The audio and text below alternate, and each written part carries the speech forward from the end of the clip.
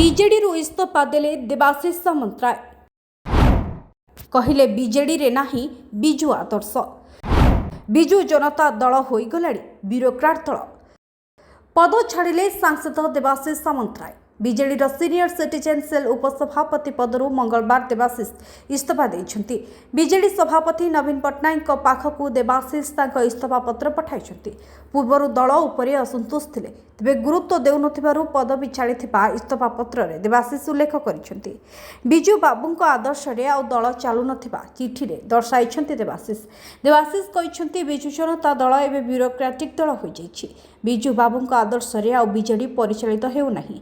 एबे चर्चा हेउछि कि देवाशीष सामंतराय खूब शीघ्र बीजेडी छाड़ी भाजपा जोग देबे। तेबे किछि दिन तळे जेतेबेले श्रीमय मिश्र को दलरू विदा करितला बीजेडी सेतेबेले एहाकू कड़ा भाषा रे निंदा करथिले देवाशीष सामंतराय। श्रीमय मिश्र सपक्ष रे बाहरी देवाशीष कहिथिले श्रीमय जेतेबेले जहा कहिसंती ठीक कहिसंती। टिकेट देबाकू कहि श्रीमय को टिकेट देइनि दल।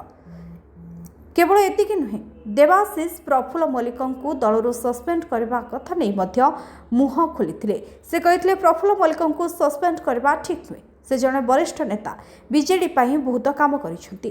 तेबे दल भितर एभली रोकठोक मंतव्य रखुथिबा देवाशीष वर्तमान दलर एक पदवीरू इस्तीफा देइछन्ति। तेबे कोन तांकर आगो को निष्पत्ति रहउची ताहा उपरे नजर। Bureau report news luddi.